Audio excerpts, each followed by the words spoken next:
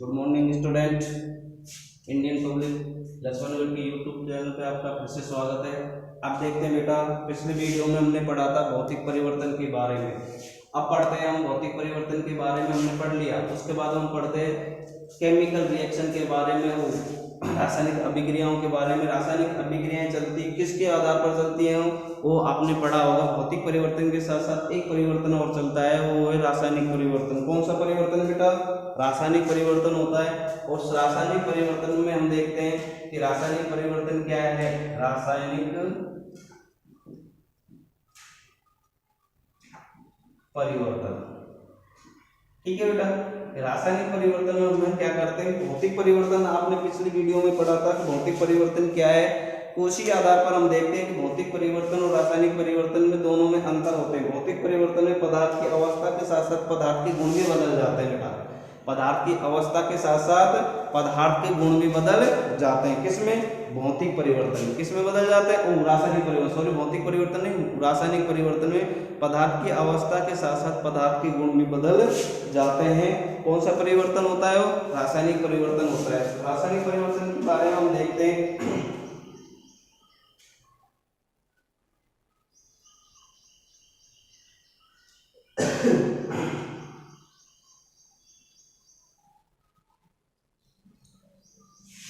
देखिएगा कि ऐसा परिवर्तन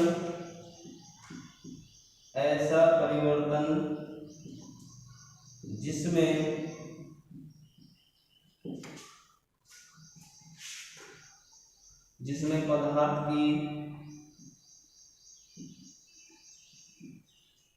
भौतिक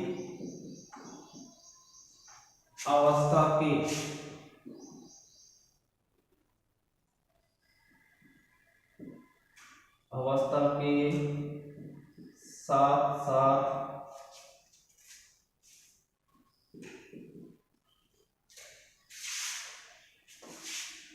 पदार्थ के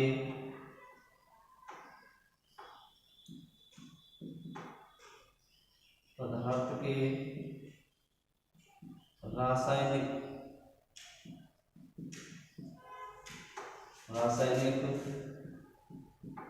गुण भी बदल जाते हैं। अर्थात नए पदार्थ का निर्माण होता है।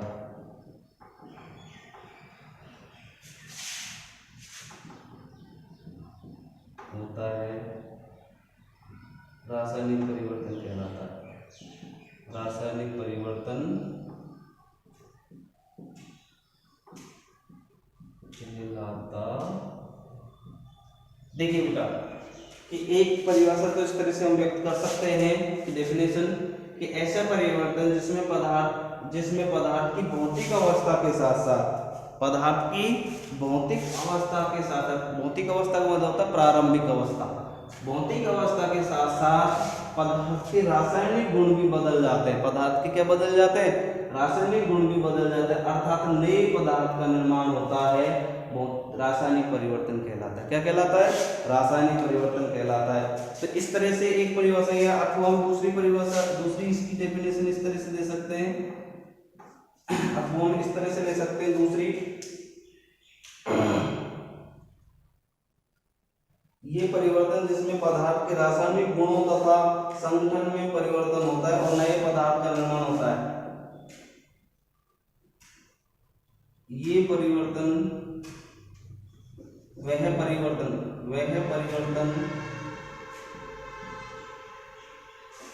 जिसमें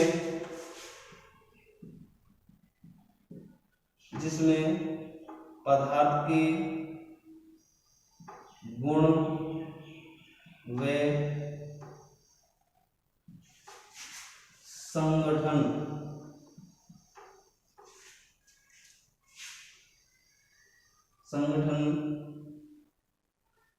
में परिवर्तन होता है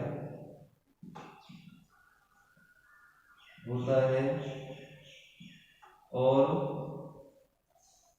नए पदार्थ का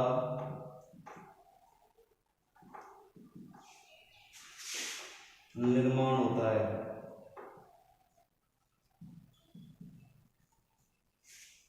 रासायनिक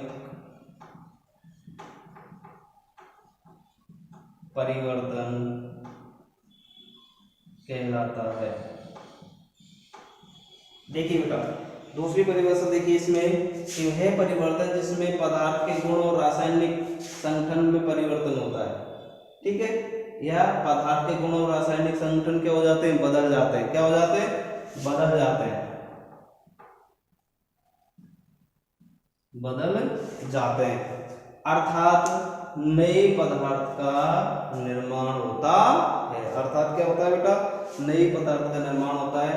कौन सा परिवर्तन कहलाता है, रासायनिक परिवर्तन कहलाता है। कौन सा परिवर्तन कहलाता है, रासायनिक परिवर्तन कहलाता है। कि हमने भौतिक परिवर्तन में देखा था, भौतिक अवस्था बदलती है, जबकि रासायनिक संगठन और रासायनिक उसमें गुणों में कोई परिवर्तन नहीं होता। जबकि इसमें भौतिक अवस्था के साथ साथ पदार्थ के रासायनिक गुणों और संगठन में क्या हो जाते हैं, बदल जाते हैं। जैसे हम उदाहरण लेते हैं बेटा, उदाहरण में हम चाहते हैं कोयले का जलना होता है।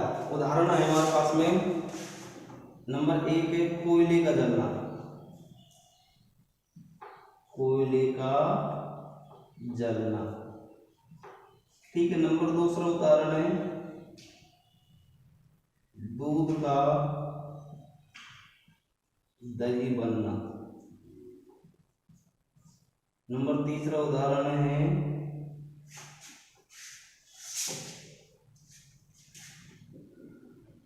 लोहे पर जंग लगना।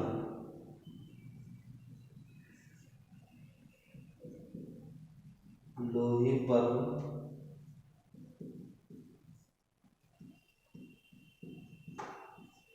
चौथा उदाहरण हम ले लेते हैं इसमें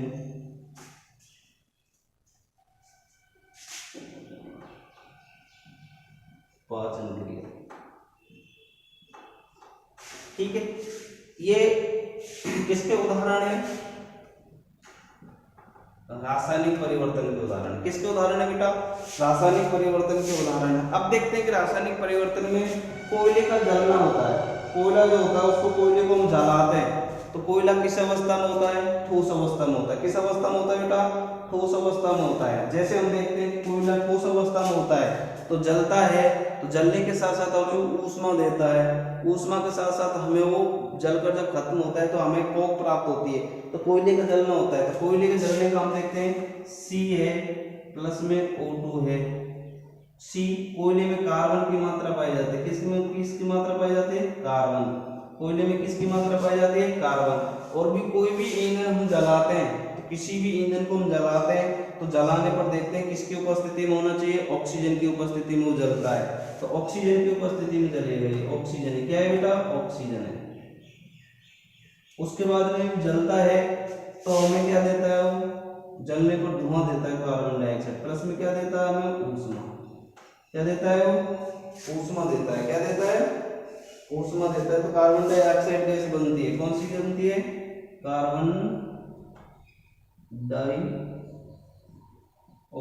गैस। तो ये कोयला है जिसे हम कहते हैं कोयला।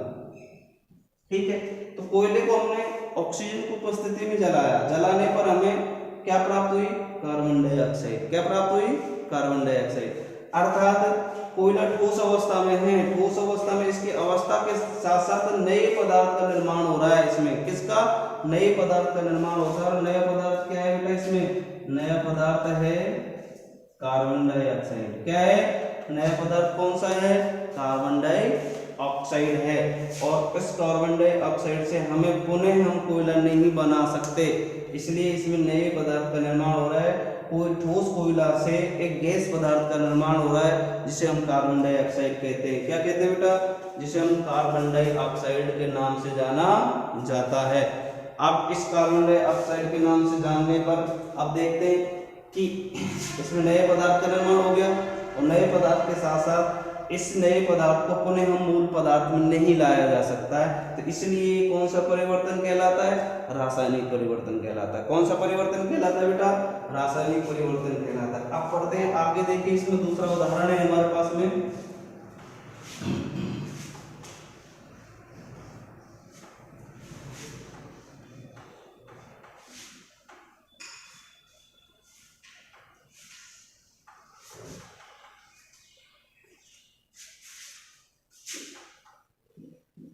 उदाहरण नंबर 1 हो गया हमारे पास में कोयले का जलना। नंबर 2 है दूध का दही बनना। तीसरा उदाहरण है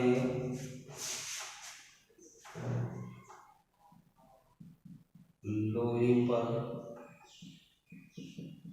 जंग लगना।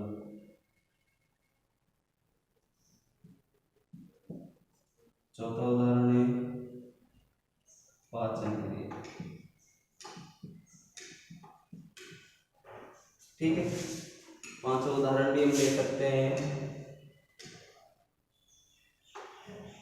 चलो कोई दिक्कत नहीं, 4 ले लेते हैं कि सबसे हमने लोहे पर कोयले का जलना हो गया हमारे पास में। अब दूध का दही है, दूध है, दूध को हम लेते हैं, ठीक है, उसमें किसी पदार्थ का अम्ल डालते हैं या क्या डालते हैं, अम्ल डालते हैं, अम्ल डालते हैं तो दही में परिवर्तन हो जाता है। किस में परिवर्तन हो जाता है, दही में या खट्टा दूध में। किस में परिवर्तन हो जाता है, खट्टा दूध में परिवर्तन हो जाता है। वो किसमें हो जाता है बेटा, खट्टा दूध में परिवर्तन हो जाता है। अर्थात दूध का जो गुण होता है और बनने वाले नए पदार्थ के गुण भी दोनों के एक समान नहीं होते हैं। दूध के गुण और दही के गुणों में काफी अंतर आता है। दूध स्वाद में लवणीय पदार्थ होता है जबकि दही स्वाद में अम्लीय पदार्थ हो जाता है। तो इसमें रासायनिक क्रियाएं होती हैं। क्यों होती है रासायनिक क्रियाएं, क्योंकि दूध में लैक्टोबैसिलस शर्कराएं होती है। कौन सी शर्कराएं होती है बेटा, लैक्टोबैसिलस शर्कराएं होती है, जिसमें अम्ल डालने पर वो जीवाणु, लैक्टिक जीवाणु उस लैक्टोबैसिलस शर्कराओं को दही में परिवर्तित कर देता है। और करने के साथ साथ मूल पदार्थ से बनने वाला पदार्थ भी के गुण भी क्या हो जाते हैं, अलग हो जाते हैं। उसके बाद में आ जाता है हमारे पास लोहे पर जंग लगना। क्या आ जाता है बेटा, लोहे पर जंग लगना होता है। लोहा होता है, उसके बाद में विभिन्न परिस्थितियां होनी चाहिए। लोहे को जंग लगने के लिए अनुकूल परिस्थितियां होना आवश्यक होता है। जैसे लोहे की कोई भी छड़ होती है, उसको हम किसी शीतल जगह पर या नमी पर या जल की जगह पर रखते हैं तो उस पर एक हल्के भूरे रंग की एक परत चढ़ जाती है। तो इस तरह से होता है वो Fe+XH2O। ये लोहे पर जंग लगने का सूत्र है। ये लोहे पर जंग लगने का क्या है, सूत्र है। जब लोहे पर जंग लगती है तो लोहे की जो वजन, जो क्षमता होती है, लोहे की जो गुणवत्ता, जो चमक होती है, वो धीरे धीरे नष्ट हो जाती है। अर्थात जो मूल पदार्थ होता है लोहा और उससे जंग लगने वाला पदार्थ होता है, उसमें काफी अंतर होता है और वो धीरे धीरे गलने लगकर नष्ट हो जाता है और उससे मूल पदार्थ से नए पदार्थ से बनने वाले मूल पदार्थ में बदला नहीं जा सकता। इसलिए कौन सा परिवर्तन का उदाहरण है, रासायनिक परिवर्तन का उदाहरण है। उसी प्रकार का चौथा परिवर्तन का हमारा चौथा उदाहरण आ जाता है पाचन क्रिया। पाचन क्रिया में हम विभिन्न प्रकार के ठोस पदार्थ भी खाते हैं। खाते कि नहीं खाते, तो ठोस पदार्थ भी खाते हैं, द्रव पदार्थ भी पीते हैं, लिक्विड भी लेते हैं या किसी प्रकार का पाचन के तो उसमें विभिन्न प्रकार के एंजाइम्स होते हैं। क्या होते हैं, एंजाइम्स। वो एंजाइम्स क्या करते हैं, उन विभिन्न प्रकार के पदार्थों को अपनी लिक्विड अवस्था में बदलकर हमें एक ऊर्जा देते हैं और उसका पाचन हो जाता है। पाचन हो जाने के कारण वह पुनः पदार्थ में नहीं बदला जा सकता। जैसे वसा का पाचन कर रहा है, वसा है तो वसा का वसा अम्ल में बदल जाता है। किस में बदल जाता है, वसा अम्ल में बदल जाता है। इसमें भी एंजाइम्स होते हैं। क्या होते हैं, एंजाइम के द्वारा ही इसको बदला जाता है। ठीक है, तो इसे वसा है तो वसा अम्ल में, पुनः इसे वसा में नहीं बदला जा सकता। इसलिए किस परिवर्तन का उदाहरण है बेटा, भौतिक परिवर्तन का नहीं, ये रासायनिक परिवर्तन का उदाहरण है। किस परिवर्तन का उदाहरण है, एक रासायनिक परिवर्तन का उदाहरण है। इसलिए ये रासायनिक परिवर्तन कहते हैं जिसमें मूल पदार्थ से बनने वाले पदार्थ के गुण क्या होते हैं बेटा, भिन्न होते हैं। क्या होते हैं, भिन्न होते हैं। तो ये उदाहरण आपकी समझ में आ गए होंगे। अब चलते हैं हम रासायनिक परिवर्तन के गुणों के बारे में। रासायनिक परिवर्तन के गुणों के बारे में चलते हैं।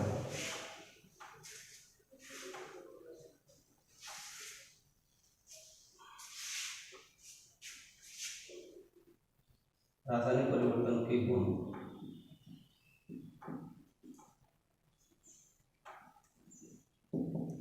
देखिएगा कि रासायनिक परिवर्तन के गुण क्या हैं। इस पदार्थ में, इस परिवर्तन में इस परिवर्तन में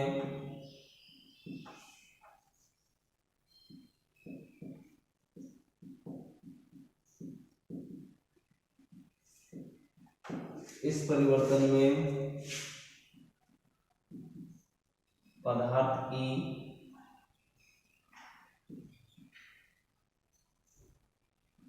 गुण व पदार्थ के गुण व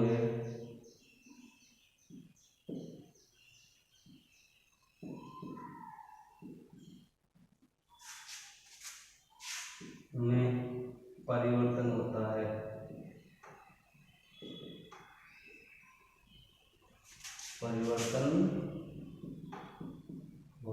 और नए पदार्थ का निर्माण होता है। नंबर 1 हो गया। दूसरा है इसमें, यह परिवर्तन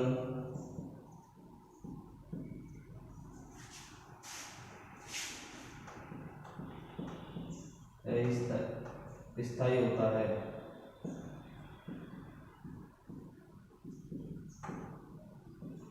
यह परिवर्तन क्या होता है? स्थायी होता है। दूसरा है इसमें नए पदार्थ का निर्माण होता है।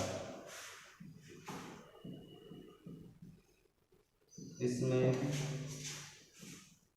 नए पदार्थ का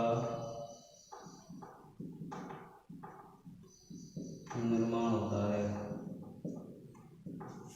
चौथा है इसका, यह परिवर्तन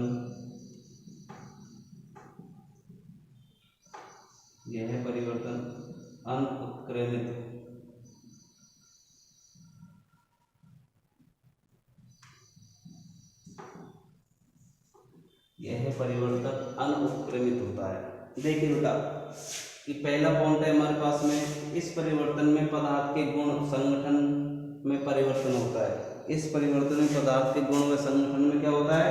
परिवर्तन होता है। तो बिल्कुल सही है कि पदार्थ के गुण भी बदल जाते हैं और उसका संगठन भी बदल जाता है। दूसरा इसका उदाहरण है बेटा, यह परिवर्तन स्थायी होता है। बिल्कुल सही है कि यह परिवर्तन स्थायी होता है। जैसे हमने देखा है तो कोयले का जलने का उदाहरण लिया था हमने, उदाहरण नंबर फर्स्ट लिया था हमने कोयले का जलना, ये लिया था उदाहरण। तो इसमें इस परिवर्तन में देखते हैं कि यह परिवर्तन स्थायी होता है। तो कोयला जलता है तो जलने पर क्या प्राप्त होता है? हमें कौन सी गैस देता है? Carbon dioxide. कौन सी गैस देता है? CO2 गैस देता है। ठीक है, तो ये CO2 गैस है। स्थायी का मतलब होता है कोयला ठोस होता है और बनने पर कौन सी गैस प्राप्त होती है? CO2 गैस होती है। तो पुनः हम CO2 गैस को कोयले में नहीं बदल सकते, नहीं बदला जा सकता, इसलिए ये परिवर्तन क्या होता है? स्थायी होता है। उसका दूसरा उदाहरण है हमारे पास में, दूध का दही है। दूध का दही बनना है, दूध का दही बनता है, दूध होता है वो दही बनता है, तो उसे दही से पुनः हम दूध में नहीं बदल सकते, इसलिए एक बार जो परिवर्तन हो जाता है वो स्थायी होता है, दोबारा उसे मूल पदार्थ में नहीं बदला जा सकता, इसलिए इसे ये परिवर्तन क्या होता है? स्थायी होता है। इसमें नए पदार्थ का निर्माण होता है। बिल्कुल सही है, इस परिवर्तन में किसका निर्माण होता है? नए पदार्थ का निर्माण होता है। किसका निर्माण होता है बेटा? इसमें नए पदार्थ का निर्माण होता है, बिल्कुल होता है। जैसे दूध है, क्या बन रहा है? दही। तो उसके रंग रूप तो एक जैसे दिखाई देंगे परंतु गुण दोनों के अलग अलग होंगे। उसी प्रकार कोयले का जलना होता है, CO2 गैस प्राप्त हो रही है हमें। कौन सी गैस प्राप्त हो रही है? CO2 गैस प्राप्त हो रही है, इसलिए इसमें नए पदार्थ का निर्माण हो रहा है। चौथा उदाहरण है इसका गुण है कि यह परिवर्तन अनुत्क्रमित होता है। कौन सा क्या होता है? अनुत्क्रमित। अनुत्क्रमित का मतलब होता है कि मूल पदार्थ से बनने वाले पदार्थ को पुनः मूल पदार्थ में नहीं बदला जा सकता। यदि जैसे कोयले का जलना है, जलने पर CO2 गैस प्राप्त हो रही है, तो CO2 गैस को पुनः हम कोयले में नहीं बदल सकते। अर्थात मूल पदार्थ से बनने वाले नए पदार्थ को पुनः मूल पदार्थ में नहीं बदला जा सकता। उसे हम कौन से क्या कहते हैं? अनुत्क्रमित कहते हैं। क्या कहते हैं? अनुत्क्रमित कहते हैं। इसलिए ये भौतिक परिवर्तन के गुण हैं। पहला भौतिक परिवर्तन का गुण आपने पढ़ लिया कि इस परिवर्तन में पदार्थ के गुण और संगठन में परिवर्तन होता है। दूसरा उदाहरण है इसका, दूसरा गुण है इसमें, यह परिवर्तन स्थायी होता है, एक बार बदलने पर पुनः दोबारा नहीं बदला जा सकता। तीसरा इसमें नए पदार्थ का निर्माण होता है। चौथा है इसमें यह परिवर्तन अनुत्क्रमित होता है। तो यह परिवर्तन क्या होता है? अनुत्क्रमित होता है। ये रासायनिक परिवर्तन के उदाहरण हैं। ये किसके उदाहरण है? रासायनिक परिवर्तन के उदाहरण नहीं, गुण है। क्या है? गुण। ठीक है।